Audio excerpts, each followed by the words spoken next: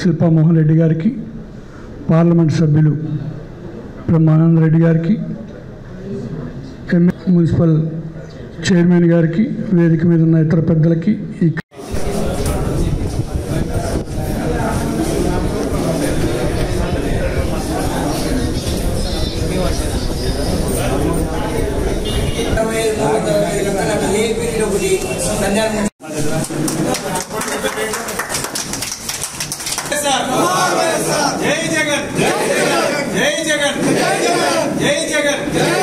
శిల్పారావు కిషోర్ రెడ్డి నాయకత్వం, శిల్పారావు కిషోర్ రెడ్డి నాయకత్వం.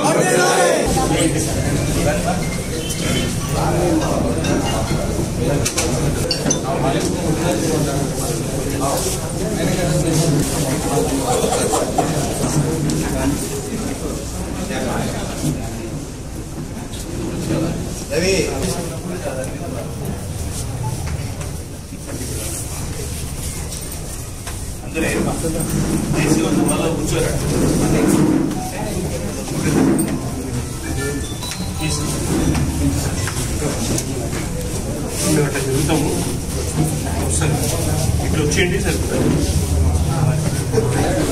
నేషనల్ బయట పక్క వాళ్ళది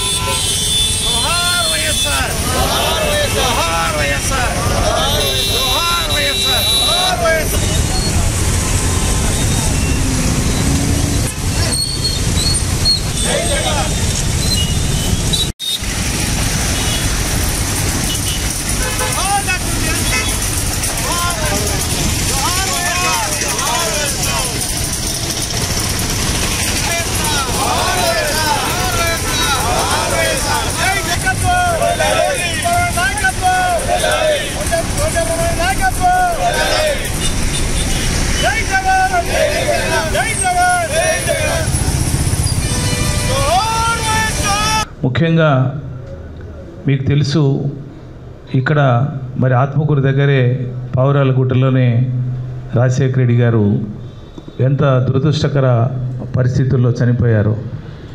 ఆ చనిపోయిన తర్వాత వాళ్ళ నాన్న పేరు నిలబెట్టాలి, నాన్న యొక్క గౌరవాన్ని నిలబెట్టాలి అని చెప్పి ఒంటరి పోరాటంతో మొదలైనటువంటి ప్రస్థానం 13 సంవత్సరాలు జరిగిపోయింది.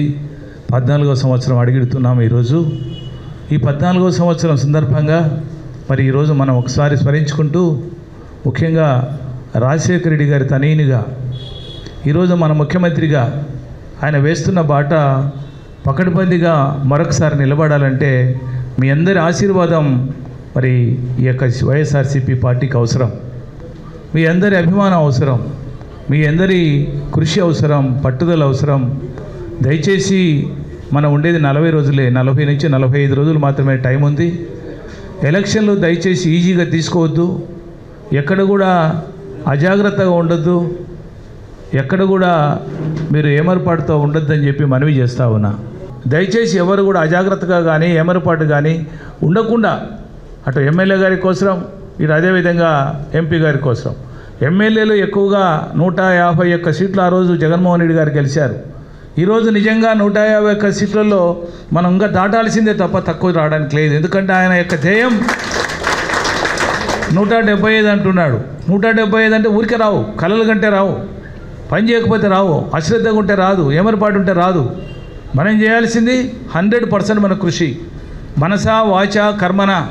వైఎస్ఆర్సీపీ పార్టీకి అన్ని రకాలుగా మనమే నిలబడ్డాము, మనమే పోటీ చేస్తున్నామనే భావంతో పనిచేయమని చెప్పి కార్యకర్తలను నాయకులను కోరుతున్నా. అజాగ్రత్త మాత్రం ఏమాత్రం మంచిది కాదు. ఎందుకంటే పోయినసారి దెబ్బతిన్నా మీరు చూశారు. నేను 1800తో ఓడిపోయినప్పుడు మీకు తెలుసు, ఆ రోజు ఏమరపాటే మనని దెబ్బతీసింది, అజాగ్రత్తే దెబ్బతీసింది, లేకుంటే మనని ఓడించే వాళ్ళు లేరు. అట్లాంటి పరిస్థితుల్లో మనం ఓడిపోయినాం. ఇదే పరిస్థితి మళ్ళీ ఇక్కడ కొనసాగద్దు. 600 అయినా మన జెండా ఎగరే వరకు మన కష్టం పనిచేస్తే జెండా ఎగరకుండా ఉండదు. 100% ఎగరేస్తాం. నంద్యాలలో మరొకసారి ఎమ్మెల్యే గారి, అదేవిధంగా రవిచంద్ర కిషోర్ రెడ్డి గారి కోసం కానీ, అదేవిధంగా ఎంపీగా పోచా బ్రహ్మానంద రెడ్డి కోసం అందరం కష్టపడతాం. అందరం కష్టపడి ఈ యొక్క విజయానికి తోడ్పడి అందిస్తూ, ఎందుకంటే జగనన్నకు ఈరోజు నిజంగా రాజశేఖర రెడ్డి గారికి నివాళి, నిజమైన నివాళి ఏదయ్యా అంటే 175కు 175 కొట్టినప్పుడే నిజమైన నివాళి తప్ప వేరేది లేదు. జగన్కు కానుకగా నంద్యాల నుంచి ఎమ్మెల్యేగా రవిచంద్ర కిషోర్ రెడ్డిని, అదేవిధంగా ఎంపీ పోచా బ్రహ్మానంద రెడ్డి గారిని గెలిపించి జగన్మోహన్ రెడ్డి గారికి కానుకగా ఇవ్వబోతున్నామని చెప్పి మరొకసారి మనవి చేస్తూ సెలవు తీసుకుంటున్నా. జై హింద్, జై జగన్, జై జగన్. మనకందరికీ తెలుసు, మనకు ఫస్ట్ మన మీటింగ్ అనేది పవ్వాలగుట్టలో మన మీటింగ్ అనేది శిల్పా మోహన్ రెడ్డి గారి ఆధ్వర్యంలో ఫస్ట్ మీటింగ్ మన నంద్యాలలో పవ్వాలగుట్టలోనే జరగడం మన అందరికీ తెలిసిన విషయమే. ఎందుకంటే మనకు ఎంతో కష్టపడి ఆయన, కాంగ్రెస్ వాళ్ళు ఎంత ఇబ్బంది పెట్టినా కానీ ఆయన కష్టపడి జైల్లో ఉండి ఈ పార్టీని ఏర్పాటు చేసి, ఒక తెలుగుదేశంలో కూడా ఆయన ఎంతో ఇబ్బంది పెట్టినా కూడా ఎక్కడ కూడా భయపడకుండా ఆ పాదయాత్ర చేసి మన 23 మంది ఎమ్మెల్యేల తర్వాత కొన్ని కానీ ముఖ్యంగా మన, ఎందుకంటే అప్పుడు యాక్చువల్గా ఒక రైతులకు రుణమాఫీ అని చెప్పింటే యాక్చువల్ మన గవర్నమెంట్ వచ్చేది. కానీ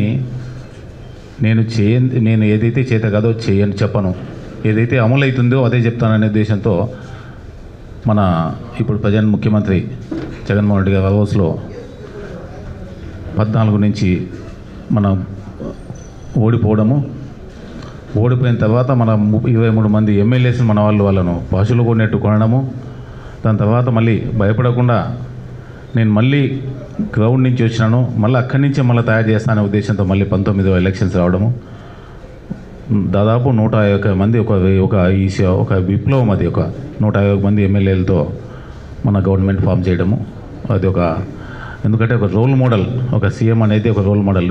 వైఎస్ఆర్సీపీ ఆవిర్భావ దినోత్సవం సందర్భంగా 13 సంవత్సరాలు పూర్తయి 14వ సంవత్సరానికి అడుగుడిన సందర్భంగా మనమందరం ఇక్కడ ఏర్పాటు కావడం జరిగింది.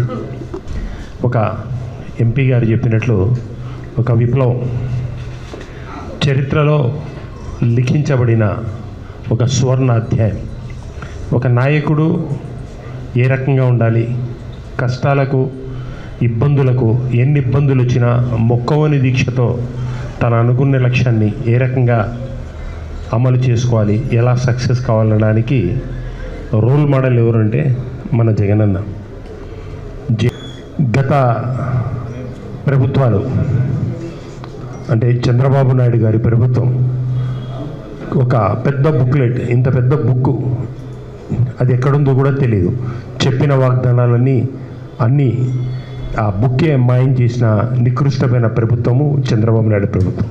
అదే మన జగనన్న ప్రభుత్వము కేవలం ఒక చిన్న ఎలక్షన్ మేనిఫెస్టో అంటే ఖురాన్, బైబిల్, భగవద్గీతతో సమానంగా చెప్పేసి నమ్మిన వ్యక్తి, దాన్ని తూచా తప్పకుండా 99% అమలు చేసిన వ్యక్తి మన జగనన్న. మరొక్కసారి మనం జగనన్నను ముఖ్యమంత్రిగా చేసుకోవాల్సిన అవసరం ఉంది.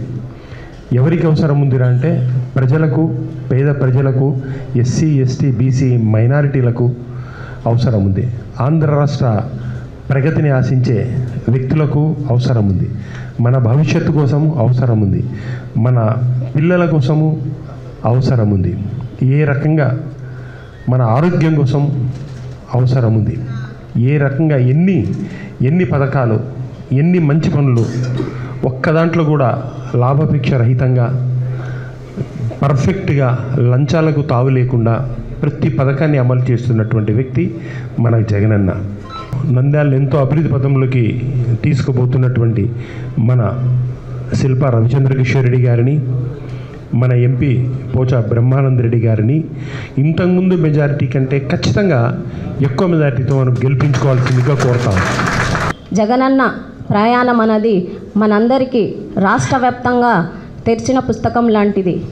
తండ్రి చనిపోయిన తర్వాత ఎన్నో ఒడిదుడుకులతో ఒంటరి ప్రయాణాన్ని సాగించిన జగన్మోహన్ రెడ్డి గారు ఈరోజు ప్రపంచ స్థాయిలో తనకంటూ ఒక ప్రత్యేక గుర్తింపుతో పాటు దేశంలోనే ఒక నెంబర్ 1 సీఎంగా మన ఒక జగనన్న సైనికుల్ని ఎంతోమందిని స్వయంగా తీర్చుకున్నటువంటి మా జగనన్న 2019లో ఎలాగైతే ఒక సునామీని సృష్టించారో అలాగే ఇప్పుడు మరొకసారి రాబోయే ఎలక్షన్స్లో కానీ ఏదైతే జగనన్న సంక్షేమ పాలన, జగనన్న అభివృద్ధి అనేది 2 కళ్ళులా భావించి ఈరోజు దేశమంతటా తన ఒక గుర్తింపుతో పాటు ఎంతోమంది జగన సైనికుల్ని చేసుకున్న ముఖ్యమంత్రి మన జగనన్న.